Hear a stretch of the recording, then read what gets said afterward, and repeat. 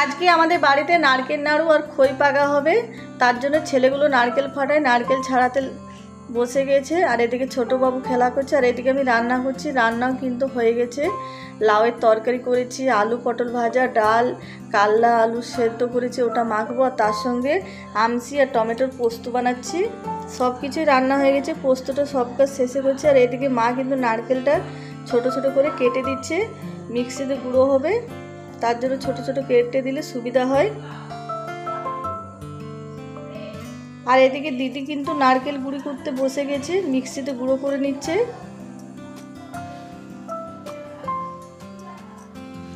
সব নারকেলটাই গুঁড়ো করা হয়ে গেছে। এবারে নারকেল গুঁড়োর মধ্যে আমি দিয়ে দিচ্ছি গুড়,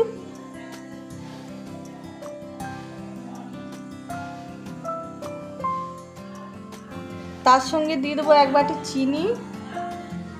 এবারে ভালো করে হাতে একটু মেখে নেব হাত দিয়ে। নারকেল নাড়ু কার কার খেতে ভীষণ ভালো লাগে, আমাদের তো বাড়ির সকলেই খুবই পছন্দ করে নারকেল নাড়ু খেতে। চিনি গুড় দুটোই দেওয়া হয়ে গেছে। এবারে ভালো করে একটু মেখে মিশিয়ে নেব।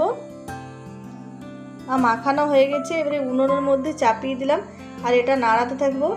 আর অনেকক্ষণ হতে লাগে, তাই উনুনের আঁচটা কমে গেছে, তাই আমি গ্যাসের মধ্যে চলে এসেছি। আর এদিকে দেখুন গুড় আর চিনি নিয়েছি, এটা খই পাকাবো তার জন্য এখানে নিয়েছি। আর এখানে মা বসে গেছে, মাকে একটু প্লেটে দিলাম অনেকক্ষণ নাড়ার পর হয়েছে কিনা। আর মা বললো হয়ে গেছে, তাই নামিয়ে দিয়েছি। এটা একটু ঠান্ডা করে দেবো, খুব বেশি ঠান্ডা করা যাবে না, গরম অবস্থাতে বানাতে হবে। আর আপনাদের দাদাভাই নাড়ুগুলো বানিয়ে দিল, না হলে আমরা তো বানাতেই পারবো না, প্রচণ্ড গরম ছিল। আর নাড়ু কিন্তু সব বানানো হয়ে গেল দেখুন।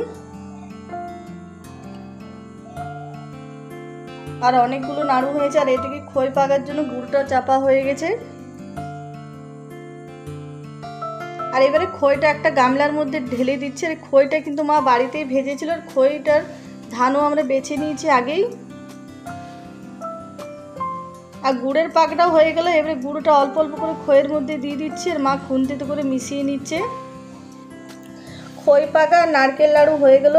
আর দুর্গাপূজা তো মাত্র 2 দিন আছে হাতে। আর আপনারা কে কে বানাতে আরম্ভ করেছেন নাড়ু, খই, কমেন্টে নিশ্চয়ই জানাবেন। আজকে কিন্তু এগুলোই বানালাম, কালকে আইসা বানাবো, ওটাও আপনাদের সঙ্গে শেয়ার করবো। আর কমেন্টে নিশ্চয়ই জানাবেন আজকের ভিডিও কেমন লাগলো। যারা নতুন দেখছেন তারা অবশ্যই আমার চ্যানেলটা সাবস্ক্রাইব করবেন, পাশে থাকবেন।